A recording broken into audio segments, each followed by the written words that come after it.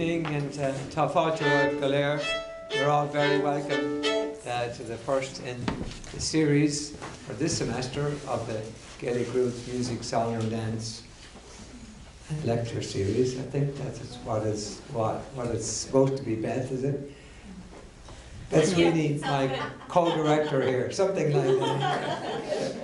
Yeah, so it's great to have you here. Tonight is a very special evening for me, nostalgic, if you like, in a sense, because we're bringing the music, the old music that we heard in Ireland back in the 50s and back in the 60s, and the stories and the songs that when I was a young fella I heard on the radio, radio programs like Ciarán Mac Mahona and his Job Journey Work program and the Cayley House program that's still going on the air over 50 years, I think it's on there. Sure. Sean O'Murcha was a great compere at the time, and we used to eagerly look forward to the music from the north of Ireland because it had its own special tradition up there. And me coming from the south of Ireland, you know, we didn't have the transportation or the means to get up to the north, as we would say, to get to meet all the great musicians that we heard on the radio. That happened, of course, later on when we went to the Fleadh na Ceol, the music competitions that were held throughout the country, and the people from the north would come down and mingle and play music with the people from the south and the rest of Ireland. And that was indeed a very special treat for most of us growing up from the south, to meet our counterparts from the north, the great talented people that they are. And tonight we're going to hear some of that music. I remember listening to the radio and listening to the Clancy's Cayley band, Pat Clancy and Brendan and Eugene here. And many times they performed and brought the music and song down to Dublin, which was transmitted then throughout the country. And then, of course, Pat and Eugene and Brendan came over to America and got married, like a lot of people. Exactly. And that was the start of it, we end up with the tradition being carried on with the music of John Clancy here on the double bass, or somebody calls it the bull fiddles. I'm not sure. Yeah. But tonight we're going to hear the fiddle music as well from the north of Ireland, which is indeed very special. And for me, when I was competing, one of my, shall we say, sparring partners in competition was the great Brendan McGlinchey from County Armagh, for whom I have tremendous love, and just his music, it does something for me when I hear it. And when I heard Rose Clancy playing for the first time, I heard that in her music, and she's carrying on the tradition of County Armagh, where these lads come from. Up Armagh. Up Armagh, yeah. Yeah. They have good music and good footballers. Not so good in the football. Well, they're not too bad. Sometimes they beat Tyrone, don't they? But anyway, so Rose Clancy is our special guest tonight here. And I have a great regard for Rose's fiddle playing. She carries on that tradition that she learned from, first of all, from her father and her uncles. And then she has it in her bones, the music of Northern Ireland, and that of the great fiddling from southern, I suppose you would call it southern Armagh, wouldn't you? Along the border there, over. Yes. And there's Yes. North Monaghan there. Yes. Yeah, where Patrick Kavanagh came from, Right. great poet. Yes, indeed. And but it's music we're going to hear from Rose and John tonight, and it's a very special honour for me to have her here. She's a wonderful teacher and a great performer, and has numerous CDs to her credit, which you love, by the way. They're out there, and they just want to sell enough so they have enough petrol money to go. No. Otherwise it's push. So, more about Rose. She's a wonderful violin maker as well, which you don't get great violin players that can make the violins as well, you know. So maybe Rose can tell you more about that. And she has a shop on Cape Cod, and she does a concert every Tuesday night, I believe. And Mama Clancy makes the tea, and she's down there somewhere. Where is she? There she's there, yeah. Another good Armagh woman, yeah. So it gives me special pleasure, indeed, very special pleasure. And Rose does something in her fiddle playing that I'm trying to get to learn from her, but I'm not sure that she recorded a couple of reels on one of her CDs. That sounds like the great music of Brenda McGlinchey and the music of Armagh. And so Rose is trying to think what she might have done that inspired me in her playing. I hope I can recreate it. You will. Just get into the playing. So would you please, and I know you will, give a great ovation to these people from the north of Ireland and from New York via Cape Cod. Rose Clancy.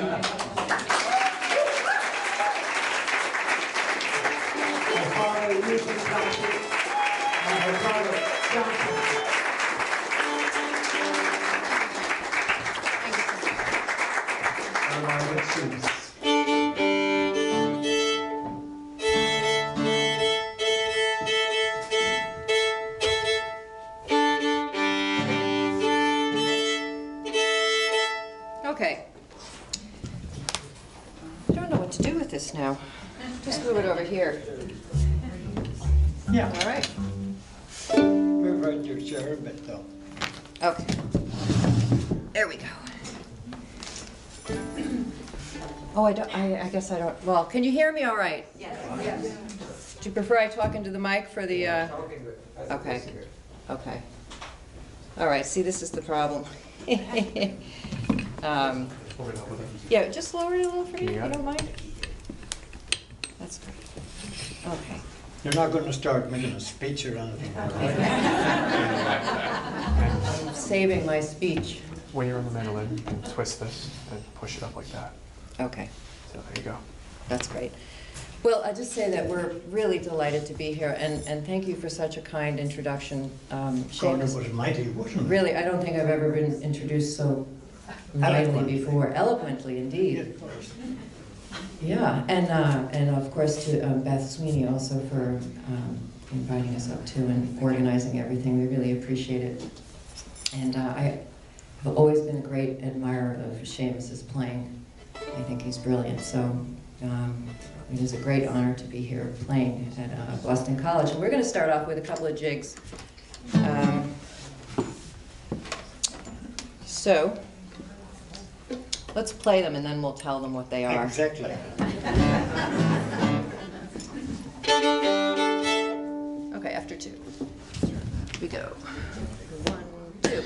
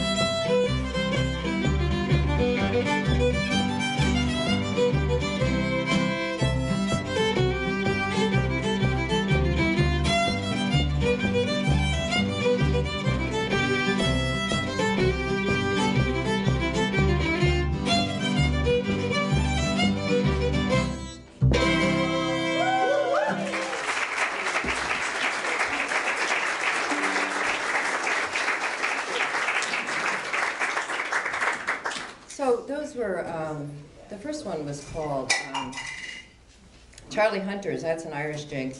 And then the second one is called My Dungannon Sweetheart. And that's actually, that was written by, was it Graham Townsend, right? That is correct. And it's not Dungannon in Ireland, it's Dungannon in... Sure, I thought it was Dungannon, County Tyrone for years, until I read it in a book that there's a Dungannon in Ontario, Canada. Yeah. So, I never could do a nice jig like that out of Dungannon anyway. so, Let me see for the back of the stool. what are you doing there? Can I help you? I'll do it. I'm okay. You got it? I think Okay. I am. Good. I have a very bad knee, my right knee. Oh. And we're kind of hobbling on it. Do you know what happened to that knee, Seamus? Well, I'll tell you. And this is going back, I was about 12 years of age. And we had to walk maybe 2.5 miles to the school and 2.5 miles back home again in the evening. So we were coming home and I came by a horse and cart and there was a bunch of us and we would jump into the cart to get the bit of the lift down the road. And you know when the back shaft of the cart sticks out the back, I went to jump on that and the cart was moving along and I slipped and my leg went into the spokes of the wheel, believe it or not. It was a horrible thing. And I'm very lucky to be alive.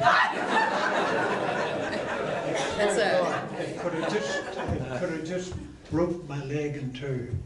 So Isn't really, this fella a dead ringer for Chris Christopherson, the boy in the second?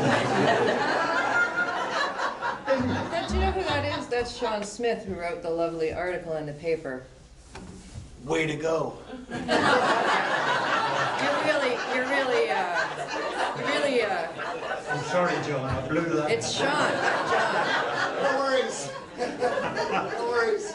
But I was going to invite him up to sing some more. And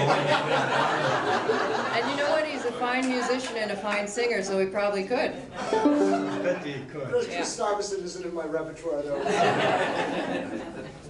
So go ahead, Rose. Okay. Give me Here's a good few. set. Here's a few reels. Now these are the reels that I did on that recording, and it was several years ago that I did it, and I'm not sure if I'm going to do that little thing, but who knows? Who knows? You won't get paid. Oh my God! I'm very nervous now. I brought you up so I could learn it. I kind of feel like the whole reason I'm here is just for that one little thing that I did in that tune. So let's see if we can. Okay. So these are a few reels. The first one's called Dylan's. The second one is called Devaney's Goat. And then the last one is Fergal O'Gara's, right? You got it. Okay, here we go. So after two, ready? Yeah. 1, 2.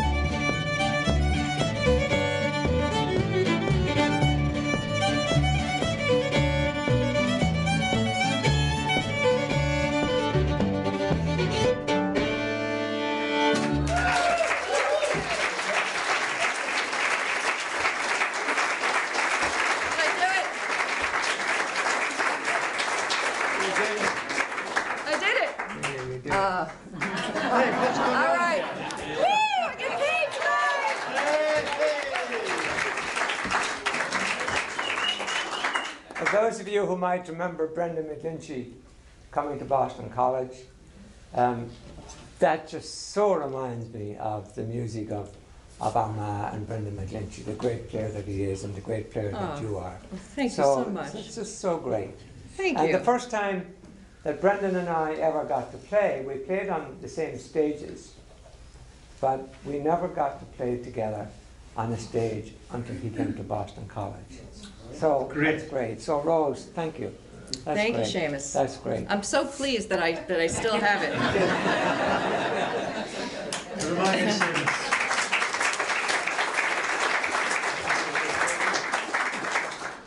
Well, I'm going to sing a wee song for you, and I'll probably need a little help. And I know I have the contingent up from Chatham, my support group here tonight. And Rose and I have been doing those Tuesday night concerts down there all summer, so they know all our songs. Not right, Liz? Wes? Yeah.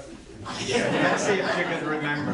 It's kind of a love song written by Eamon Friel from Derry. And he reminisces about his mother and father doing a waltz around the kitchen floor before he would go off to work. And what else was I going to say about it? Oh, the chorus is, waltz of the years, ever so slow, years come, years go.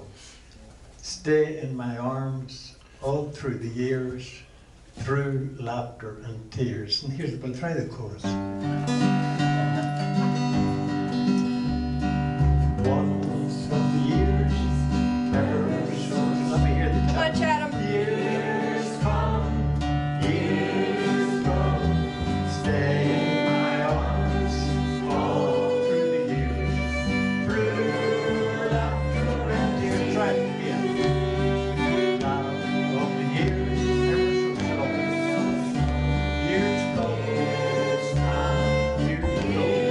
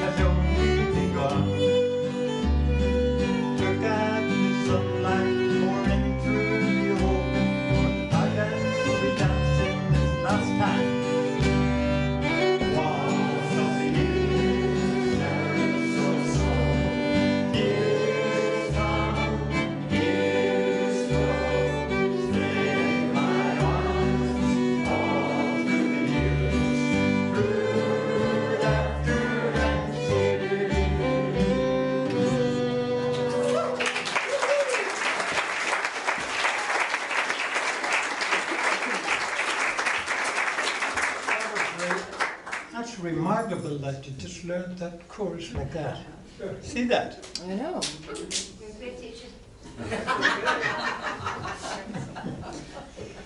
So, that's great. I really enjoyed hearing you singing it out there. And you were leading it, Chris. I could see you. You were using the. We're talking about Sean. Oh, Sean. You were leading. Coming off to the spots. And you shut up, I'm trying to sing, listen. Okay, Sean. You were Sean, leading the there's left hand contention here. We got a couple of mazurkas here, and I suppose Rose should tell you about them, maybe. One. Okay. Well, these are they're actually they're pretty popular mazurkas. The first one is called John Doherty's, and then the second one is called Vincent Campbell's, and it just I guess, should I tell them the story? Is it? Go on, go on. There's very few down here who've heard the story before. Because I've been telling it every Tuesday night for the past 3 months. But it's a cute little story. I mean, I went to, they had a the North Atlantic Fiddle Convention was held in Derry several years ago, and it was just, you know, fiddlers from all over the world, and it was a tremendous thing. But they had this thing called the Donegal Fiddle Bus Tour, and I just decided that I would go on this thing and see what it was like. And I have to tell you, when I got on this bus at about 7 o'clock in the morning, and I didn't get off it until midnight. It was unbelievable. But we went all different places. We did get off the bus a couple of times, but it was the type of thing, like, I thought we were going to be like, you know, stopping and hearing all these great Donegal fiddlers, and like, so there's this guy with a microphone at the front of the bus, and he's the tour guide, and we'd drive like through 3 hours through the rain in the mountains, and we'd stop in front of this house, and he'd say, you know, this is the famous John McGillicuddy's home, and he was a very famous fiddler, but he's not home at the moment. We just stare out the window at this guy's house. But anyway, there was something extremely charming about all of that, and I don't know why these mazurkas. Well, I do know why. That, you know, especially the last one, just always remind me of that trip. And so we were going through the mountains in Donegal, and we had just passed the grave of the great John Doherty, and the rain was coming sideways, and we stop in the middle of the road, and there's a man on the side of the road with a fiddle under his arm. You know, like those guys never had any handles or straps on their fiddles. They always just carried the box under their arm. Could you move it along a little bit faster? Okay, so anyway, so this fellow with the fiddle got on the bus, and he sat next to me, and he pulled the fiddle out. He couldn't wait to get it out of the case, and he started playing all these great old Donegal tunes, and that man was Vincent Campbell, who the second mazurka is named after. And it was so great to just sit next to this guy and just watch him. He was having the time of his life, you know. And he barely had any room to move his bow, but it was great. It was a great thing. So these are the mazurkas, and I just find them to be full of really joyful little tunes. I think they came from, let me study now. They came from Europe anyway. What part of Europe did they come from? Wouldn't it be Poland? Poland. And they ended up in Donegal? Ended up in Donegal. Imagine that, right? I have a story to tell you about. Are you going to tell it now? No, it'll be too long. Tell it after we play the mazurkas. I had another one to tell after that. Is it a short one? Let's move it on. Look, I've got to get out of here. We've got to get over the bridge tonight, too. Okay, after two. Ready? After. Okay, after two. 1, 2.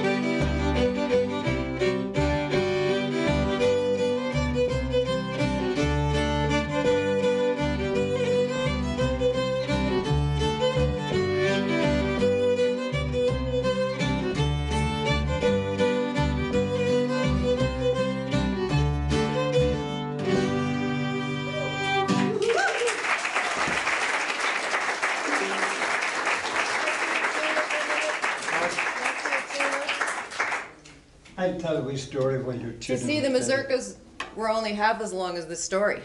Well, I'll not delay with this story, and I hesitate about telling it, so those of you who would be an authority around here, please do not tell it to the senior council in the Boston College.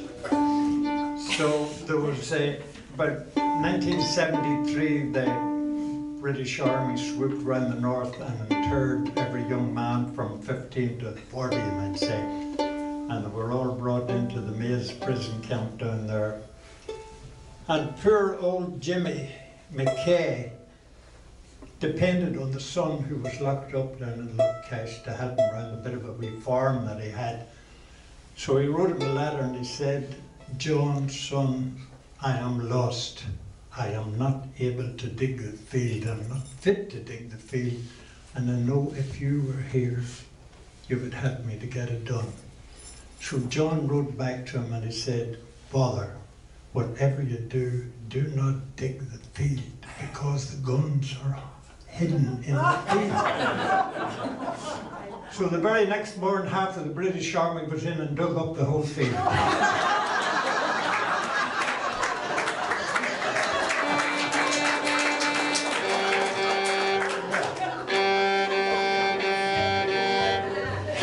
Well, you know, it's,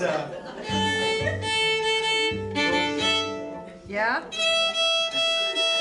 I know it's a good story, but believe it or not, that happened in where my parents were living at the time in Blackwater Town, County Armagh, on the banks of the Blackwater there. They arrived we had an orchard of about 4 or 5 acres of apples. So we didn't have to dig the apple orchard, but somebody must have told them. They arrived in there with backhoes and bulldozers and everything, and they tore the whole thing up. But they didn't pull the apples for us either. And you would need to have known my mother. She hated the sight of them. She let them have it left, right and centre, and they just ignored her, and they kept digging and digging and digging, and went home empty-handed because they were hidden in the next field. Those in the orchard at all. I'm not letting you out anymore. That's the truth. That's the truth. But don't say a word to the boys.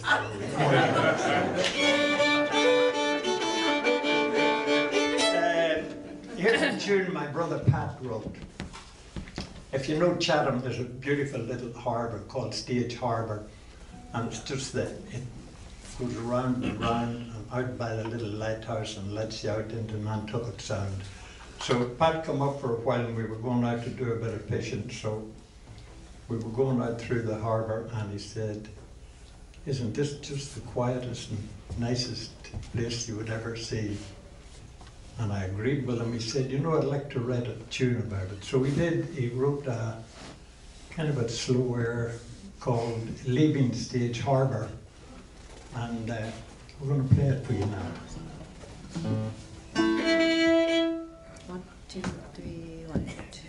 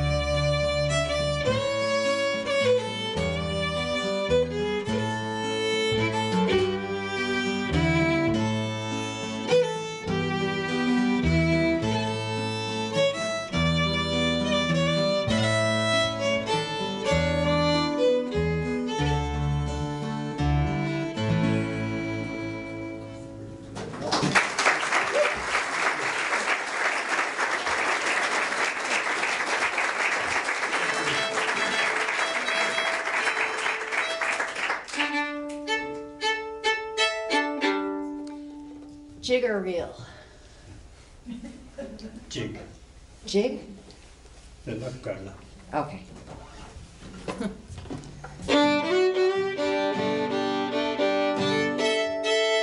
Okay, here's a few jigs. The Boys of Lookouta, The Knights of St. Patrick, which is such a great old jig, you know? And then Dancing Eyes, which was, I believe, a Sean Ryan tune. And so when I was growing up, we were great friends with the Dolan family, and Felix Dolan was a great influence on me. And these tunes I got from him when I was like, 10 or 11 years old. So I'm very fond of them, and they're just good old solid tunes. Are you ready? I'm ready. Did you ever get to tell that story? What story? The Save it. IRA one. Oh, was that, there was two? You told both of them? No, I didn't get telling the other one yet. Plenty of time. Okay. As he says, we'll have you out of here by midnight. Here we go, after two. 1, 2.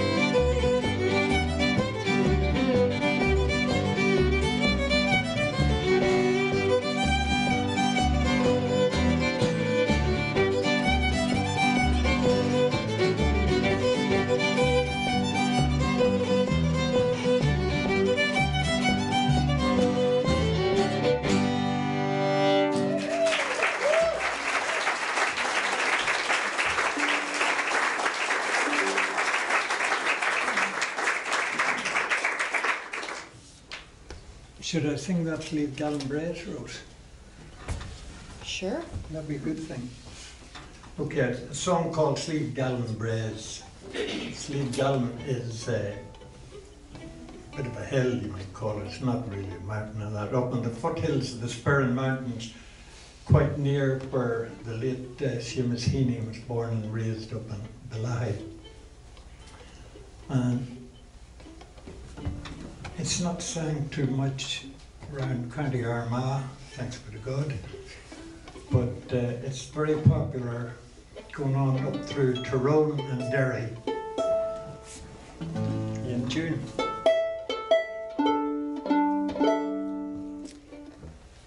Yep. Okay, ready?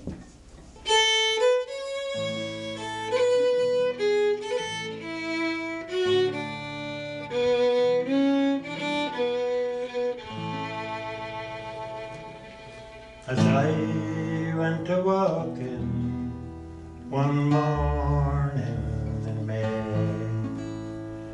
to view your purple valleys and mountains so gay, I was thinking of your flowers all going to decay that grow around the bonny, bonny sleep kiln breast.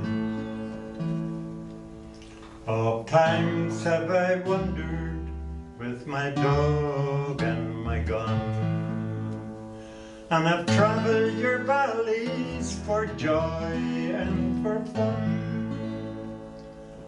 But those days are gone forever, and I am far away.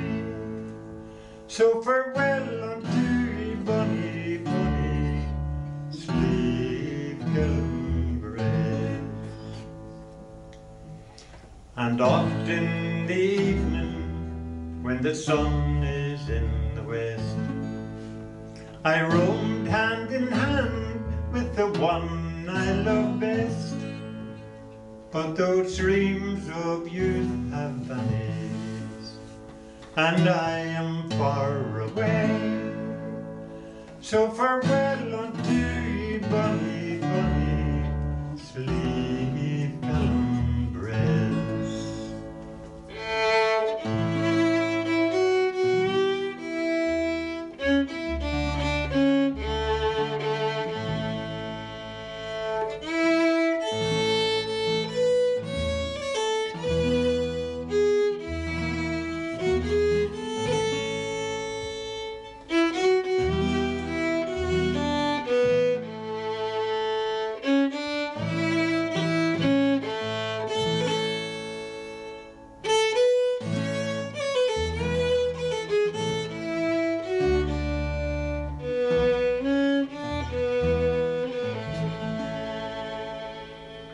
Was not the want of employment at home that caused the persons of old Ireland to roam, but the rents are getting higher, and we can no longer pay.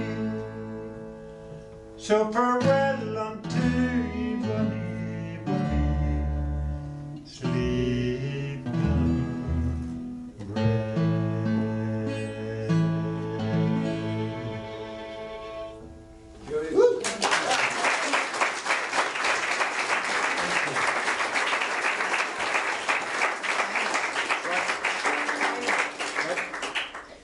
Do you have your ears in? Eh? Do you have your ears in? Eh? Tá sé fithe bommage níomh seachta clúg. Take a guess. 7:20. 7:20, okay. So, We'll do that road, and I think we'll skip the roundabout the Madarua, the Fox. okay, That be all right? yeah. I shouldn't talk so much, should I? Oh, it's, But anyway, Mr. Flaherty went into the doctor. He just was not feeling good at all.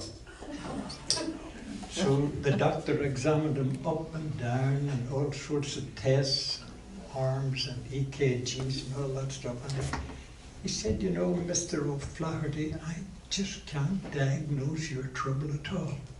And then he says, you know, it could be the drink. O'Flaherty says, well, don't let that bother you at all, Doctor. Sure, I'll come back someday when you're sober.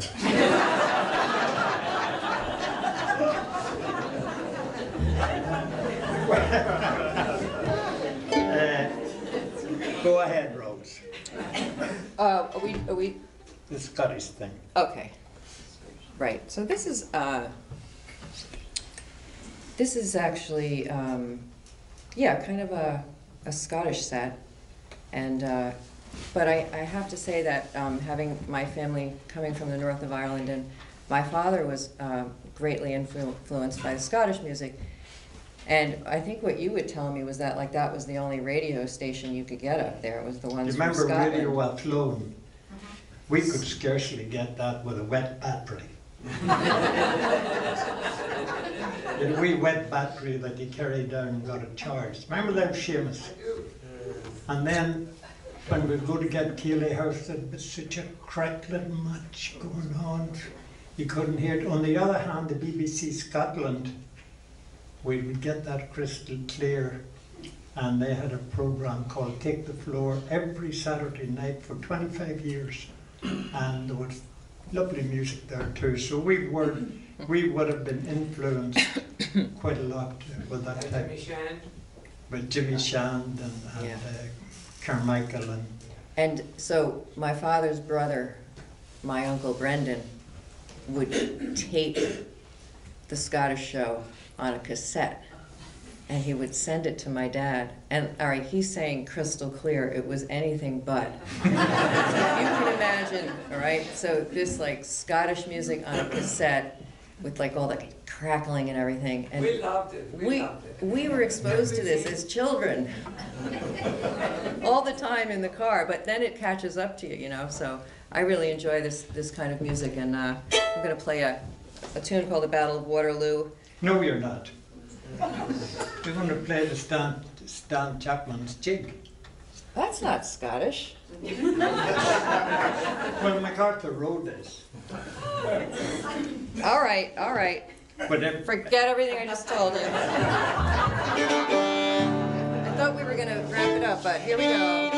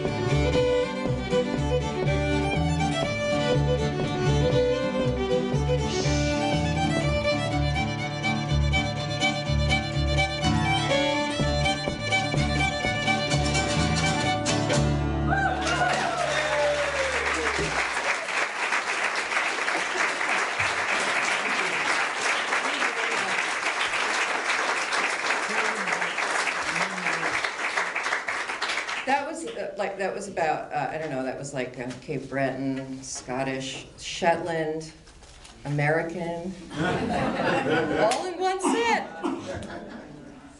You know? But that's The okay. second tune was called The Grouchy Old Man and the Grumpy Old Woman. And you know who wrote that? Dr. Ruth. Well, am I overdoing it with these poems? No, don't ask me. Am I overdoing it with I think we're kind of running out of time though in our first half. Seamus doesn't mind, does he? But in any case, I was talking to Brother Pat about it, and this poem came to mind. We went to a little primary school in College Land, 2 rooms, and I would say 15 pupils in the mister's end and 15 in the master's end. That would have been about the height of it.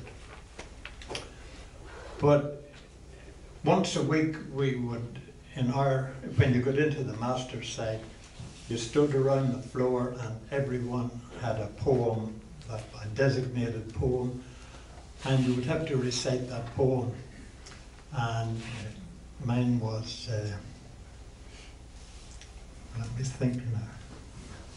It was Yeats's poem called, what do you call that one? The Fiddler of Dooney. Yeah, that was mine. But in any case, one of the lads had this poem here, and I often thought about it since. It's a lovely poem, written by Myra Brooks Welsh. She was born in Illinois in 1878, and she wrote the poem about 1921.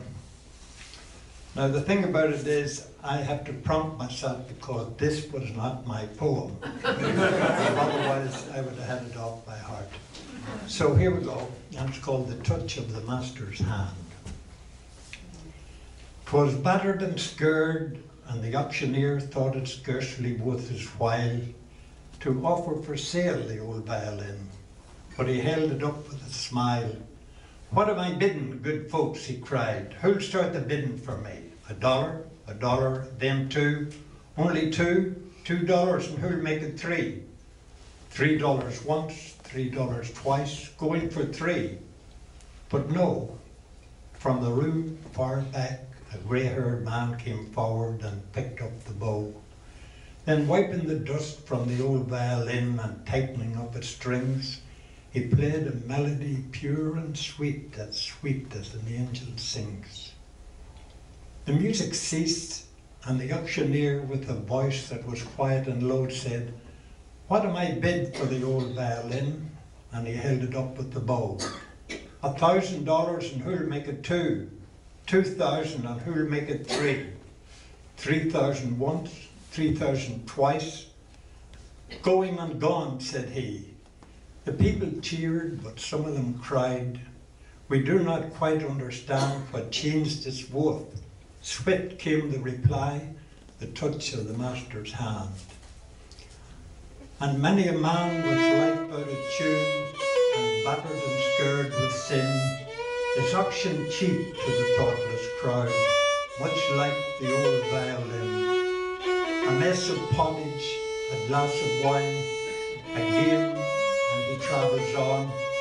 He's going once and going twice, he's going and almost gone. But the master comes, and the foolish crowd never can quite understand the worth of a soul and the change that's wrought by the touch of the master's hand.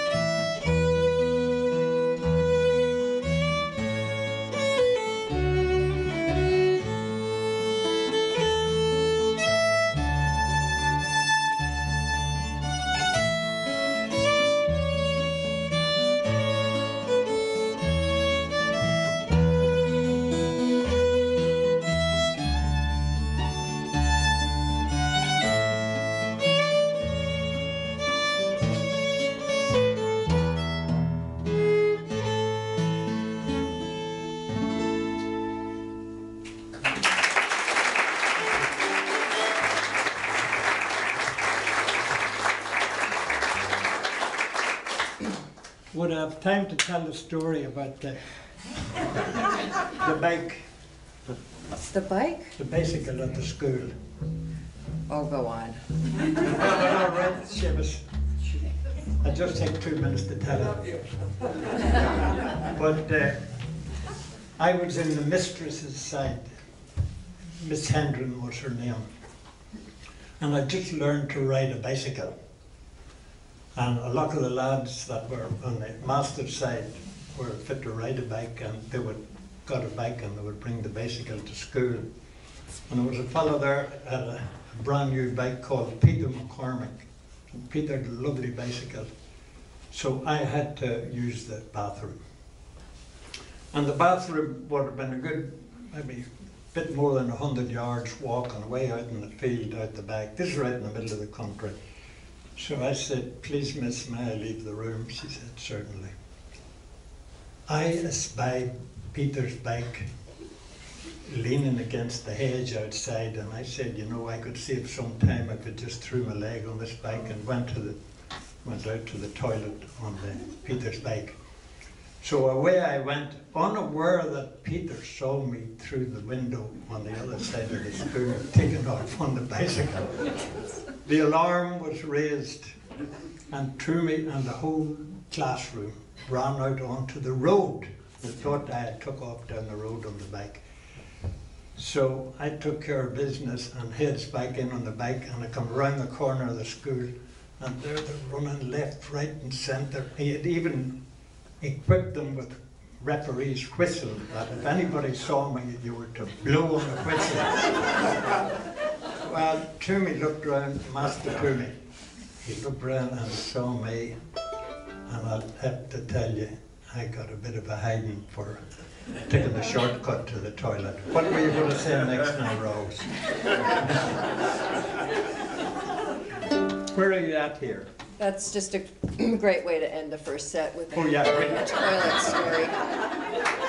we'll end this. We started with a breaking a leg in a bike wheel, and now we're ending with taking the bike to the toilet. No, that was a horse and cart. Oh, a horse and cart.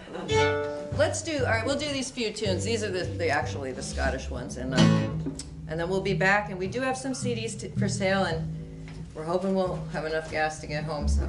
I'm sure they're not going to make us push it. Thanks so much. So here we go.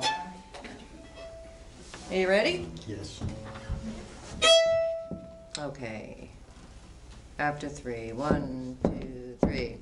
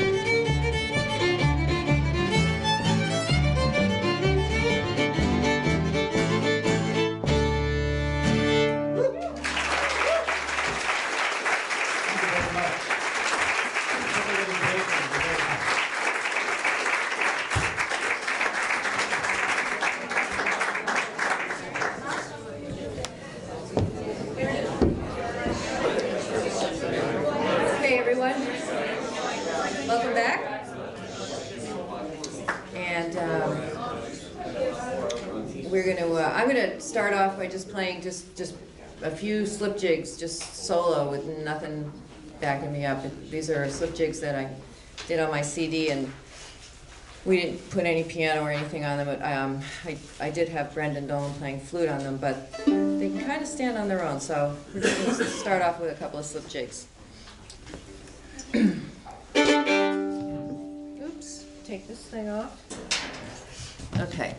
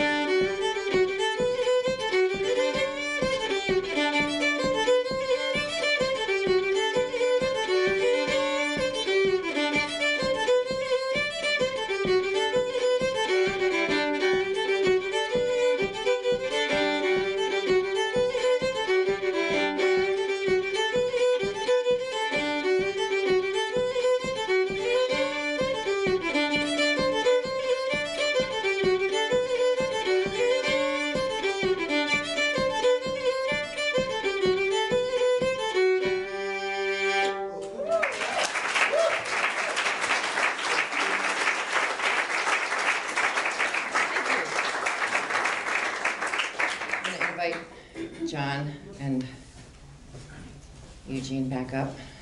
Watch the leg. Watch the other leg. That's very nice, Rose. Oh, thanks. So there's these are a couple of jigs that my uncle wrote.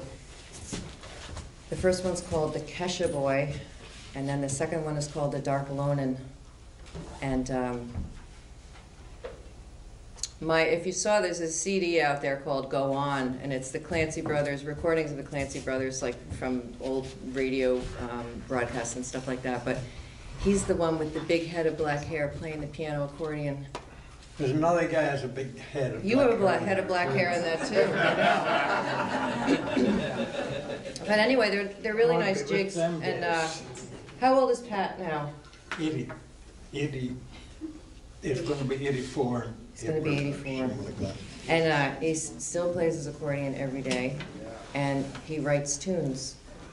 And he's still writing tunes. He has hundreds of tunes. So these are just a few of them, and I really enjoy playing his tunes. So, what is a Kesha Boy? Well,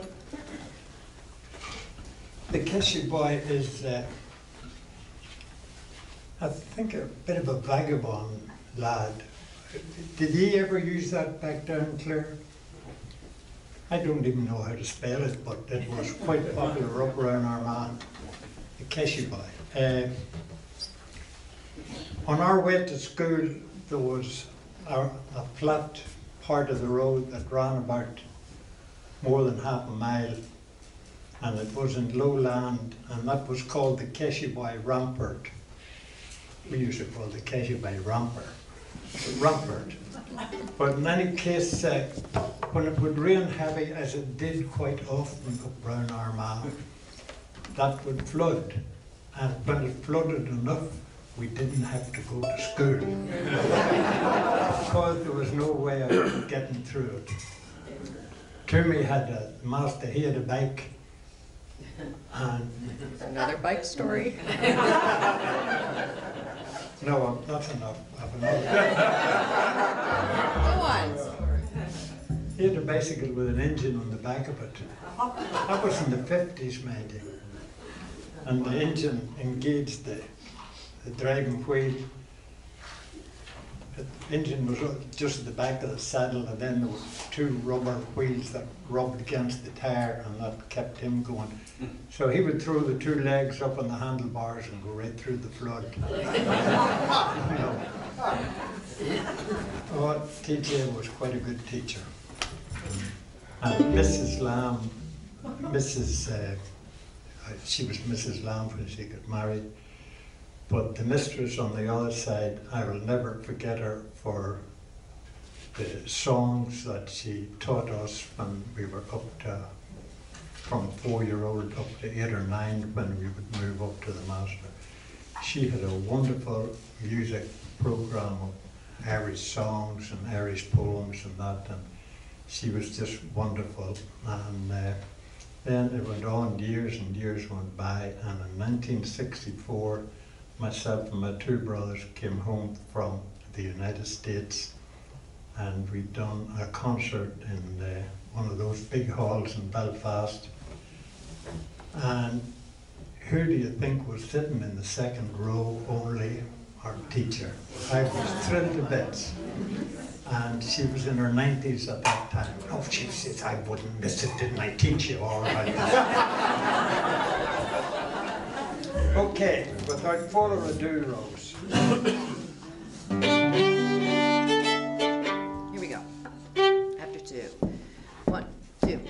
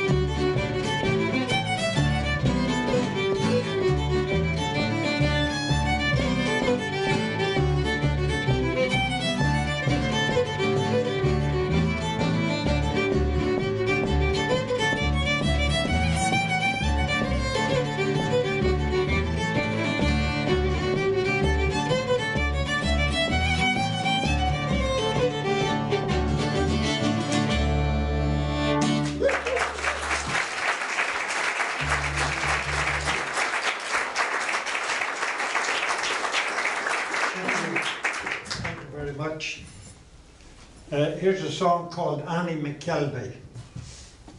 Annie was a lassie, and this fella had a bit of a notion on her, and he was trying his darndest to make a date with her. But she resisted. She just kept on resisting and finally gave in, but it didn't turn out so good. Well, you know, the way it was up round Armagh, if you were dating a girl, you would, there'd be two choices. If you finally got her to go out with you on a Saturday night, one would be to the dance in the local city hall. It used to always run a dance, not a ceilidh now, it would be a modern dance. And the other thing in Armagh would be to go to the cinema to see a movie. Our local cinema was called the Cozy, but it had fleas.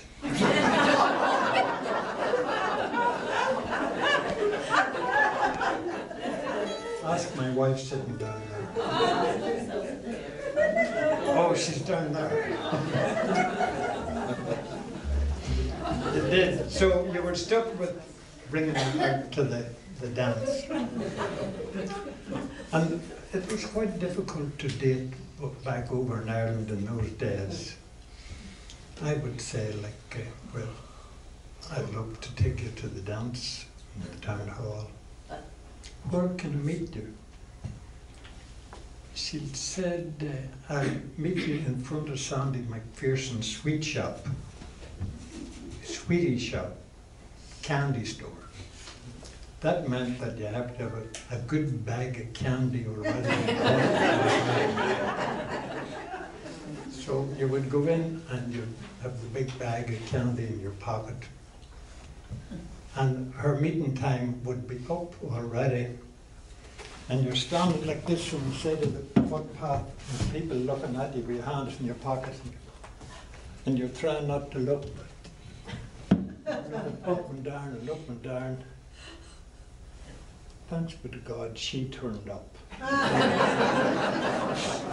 But this fella didn't make out so good. In Dumbarton's the place I met Annie McKelvey. She was walking her dog by the shore, and we stood there for hours as the evening was falling, and I walked her back home to her door. Do you fancy a night at the dancing with me? The band in the town halls, the finest you'll see. But there's not another place you'll be. Then come to the dance with me, Annie.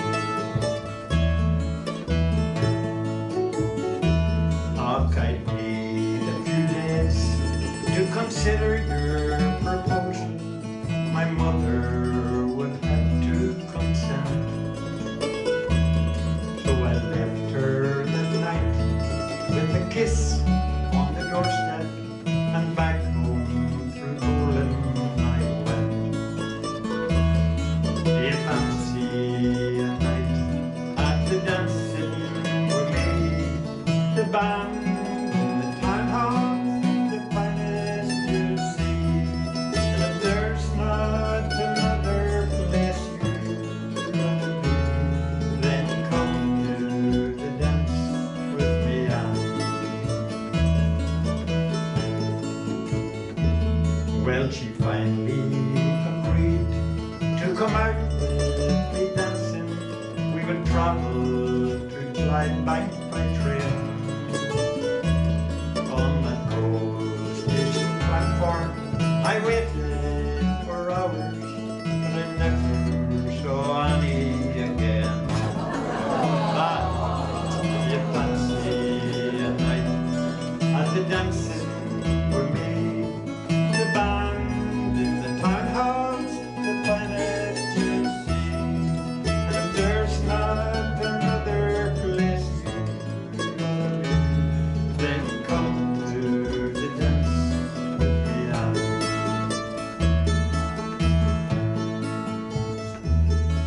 So it's often I walk by the banks of the Leven, and I follow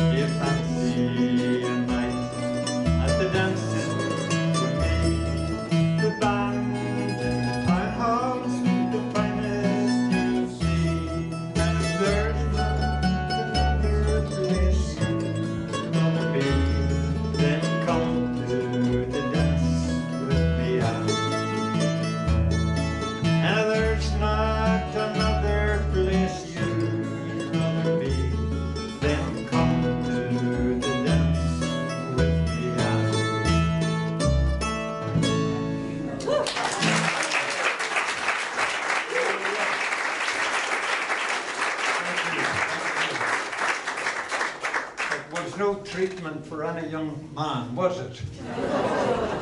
Never. Not a chirp out Terrible. of it. Left you at the train station you were Yeah, in. he used to meet her at the train. He walked up and down. Wow, that's a bad one. So, It too big. Oh no. But yes. yeah, I was thinking that. That's a good idea. Okay, so Seamus, we'd love to have you come up and do a tune. One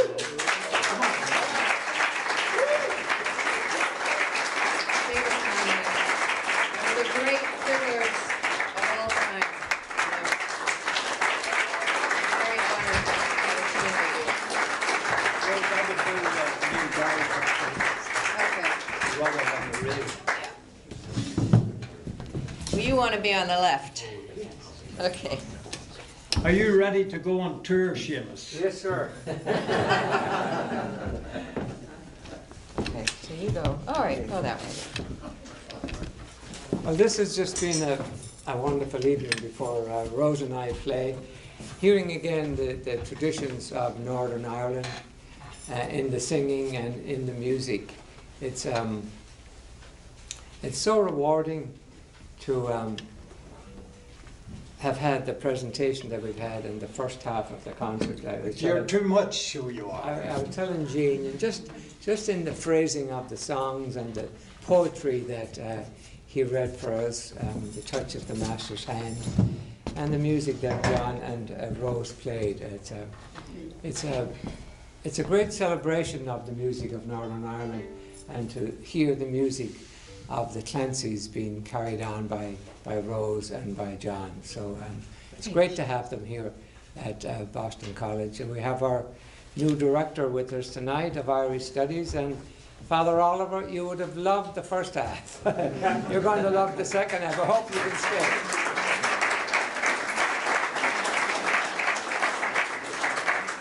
And we're very excited to have Father Oliver with us now. He's from Belfast. Well, that puts an end to some of my stories. It's a good thing he wasn't here in the first half. I had to go to confessions by the time we got out of here. But anyway, Oliver, it's great that you're going to lead the Irish Studies program into the future, and I have no doubt that it's going to go from strength to strength with you at the helm. So thank you for coming tonight. It's special. It's great.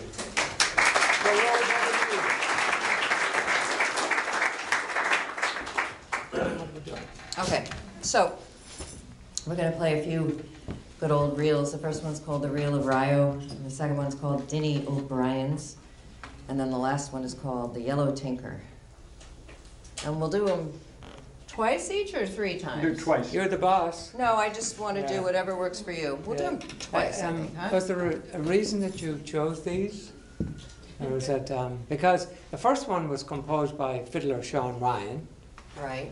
and the second one was composed by his first cousin, Paddy Well, see, O'Brien. Oh, Let's see, see, and I yeah. played a couple of both of their tunes. I just love their tunes. Yeah, it's funny. And the last one, Paddy O'Brien recorded in 1954 on an old 78 record. So, The Yellow Tinker. yeah, it's amazing. Yeah. So Yeah, I'm drawn to those. I didn't actually know that, I'm ashamed to say. don't be But- ashamed. But I was I'm supposed to- drawn to that music for some reason, and Yeah. there's a few other ones that I played in the first half. Well, that I'm were- drawn to your music. Ah, thank you. So Okay. you- Okay, Okay. here we go, after two. Ready? 1, 2.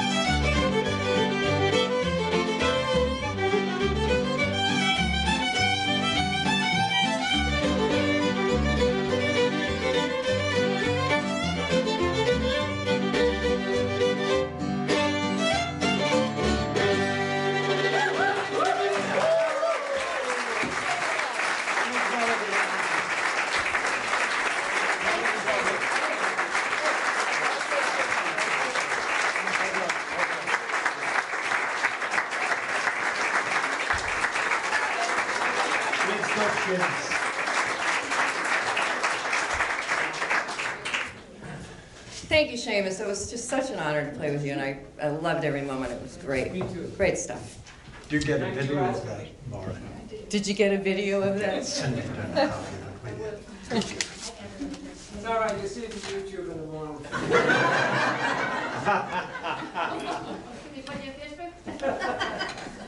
Oh, by the way, I just wanted to mention, if somebody has any idea how it could be made happen, the music of Rose's uncle Pat Clancy, he has, I think, over 200 tunes written, and it would be an awful shame if they didn't get out there in circulation. That would be at least.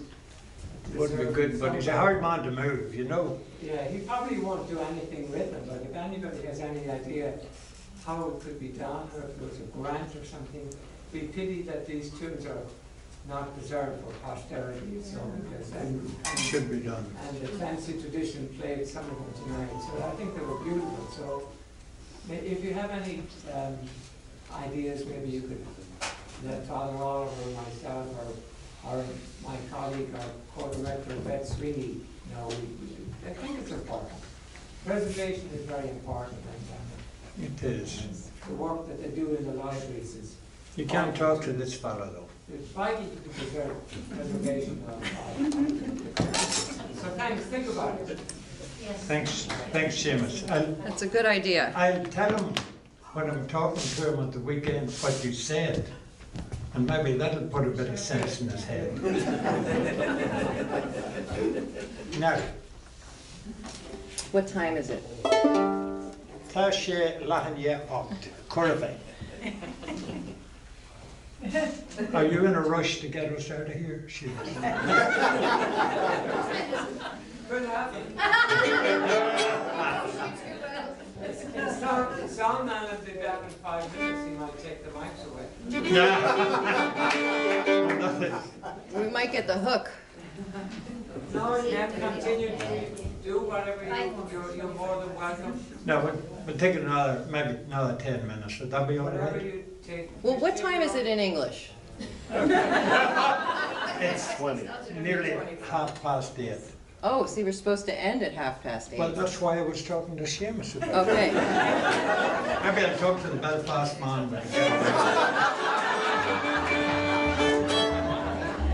He's looking at his watch too. Would you want to do the 2 weeks and skip the other ones? Huh? You want to do the second wife, or should we skip that? Skip it. Let's keep it upbeat Tell at the this people point. what you're going to do. We're going to do an old French-Canadian tune called The Mouth of the Tobique. And then we're also going to do a tune that was written by a friend of mine named Mark Owen, and it's called The Nantucket Sleigh Ride. So, okay, ready? Yep. 1, 2, 3, 4.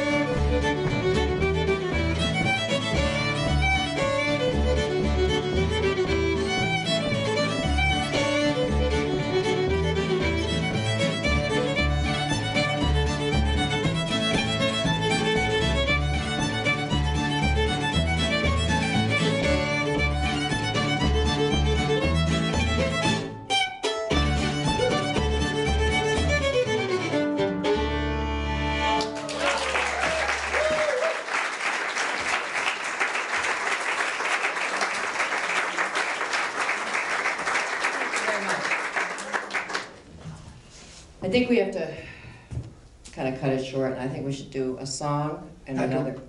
One song. Yeah. Well, you want to do two? You said you-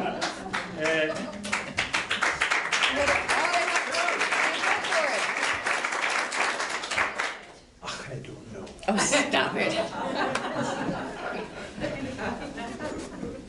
Do you want to do Virginia? I think that's a Well, beautiful, I will do this one. a great song. I'm reading a book at the moment, and it's kind of shocking. It's called White Cargo, and it's all about the people that were sent from the British Isles, both Ireland and England, to the fledgling colonies in the northeast United States.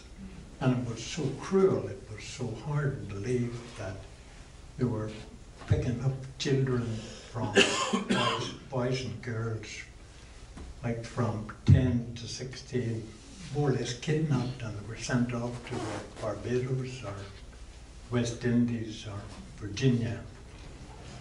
And also, they emptied the prisons in England to save themselves some money, I suppose. And they were sent out there, supposed to be for 7 years. What's the word, Rose? Indenture. Indenture. Now, are you the one that told me the reason it's called indenture? Because they, Was. tell them that. Should I tell them that? Yeah, it's interesting. Maybe some of you know. I did never get what it was. But they would sign some sort of a contract, and then they would bite it, and their teeth mark would be the like sign of their name. But most of them would get 7 years serving for the cotton and tobacco, pulling the tobacco and that. Unfortunately, after the 7 years, they were either dead or crippled, or they owed their the man that owned them. They owed him so much money there was no way of ever getting that repaid, and so they died out there. Here's a song called Virginia. Will you start it? Oh, sure. 1, 2, 3.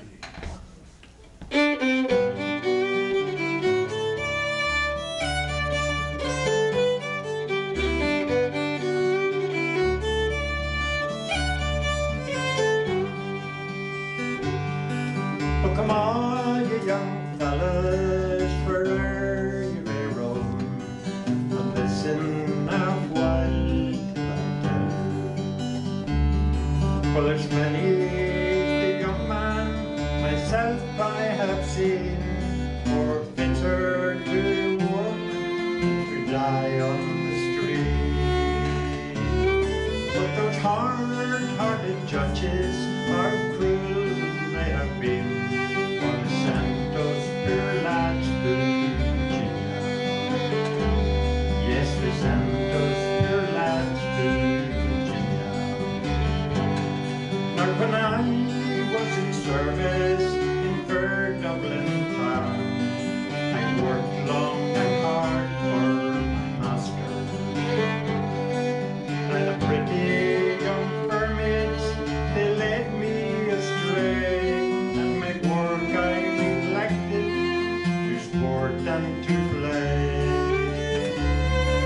And for to maintain it, robbed on the highway, and for that I was sent to Virginia.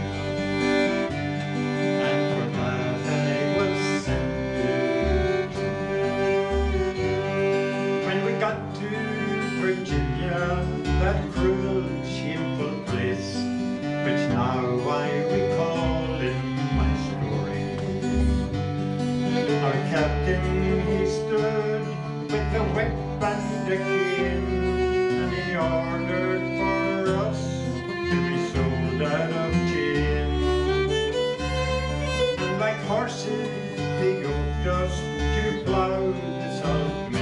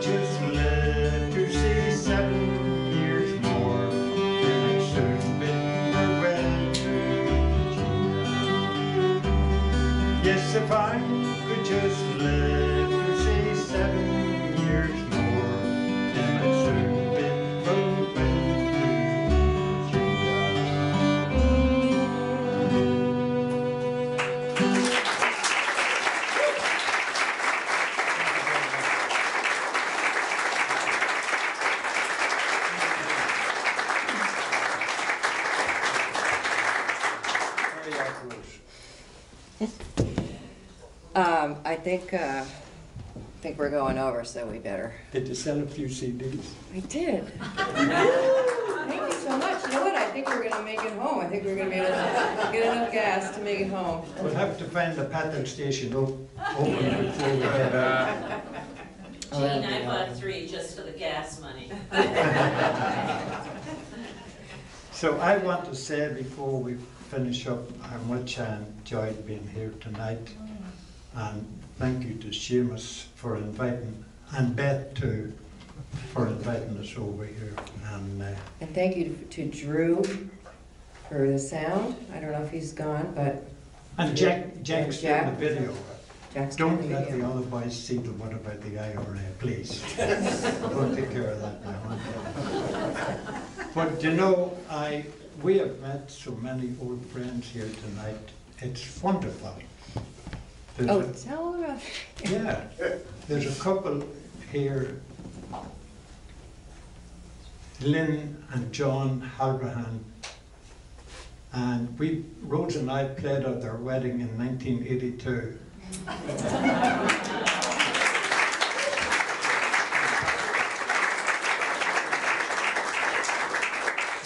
And in the church we played the Castle of Dromore. Is that right, John? That's it, yeah. Yeah. The Remember green that? sleeves. We only knew the one tune back then. But that's it. Would we have time to do? I just want to thank you for coming, Rose, and for bringing your dad and your brother. It's been a special treat for us here at Boston College. Well, thank you so much for having us. Thank you for keeping up the tradition of the music from Northern Ireland. Like I said at the beginning, those of us who lived in the south never had an opportunity because we didn't have transportation to get up the north. But it's only when the Fleadh na Ceoil started that we got to meet the great people like yourselves that came down to the south. We've been friends with the people in the north for so long, and let's hope we'll have a united Ireland someday.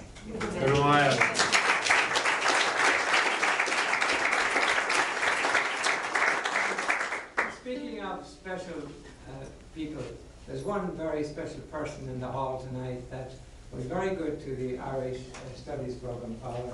Mr. John Buckley from the Red Sox is there tonight. And,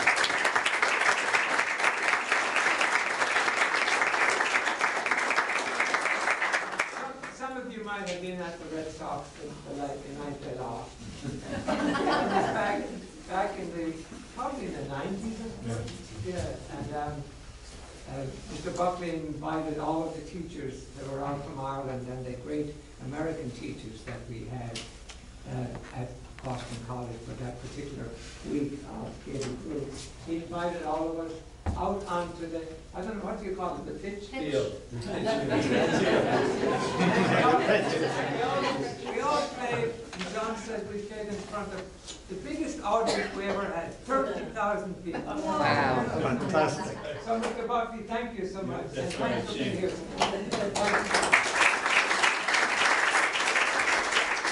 Thanks for all you've done for In my Boston mother's College. house. Thank you. Yeah. Thanks again, Rose. Thank you, Thank you, Seamus. thank you, Seamus. And thanks for the God we'll be able to get home now too. I'll finish with a song, and you started out so wonderful with the Waltz of the Years. I've got another one with a very easy chorus, and I would like you to join in. And I know the Chathamites all know it, Wes. And it's called In My Mother's House. And the verse is, there was music in my mother's house, there was music all day long. There was music in my mother's house, and my heart still sings that song. And here's the way it goes.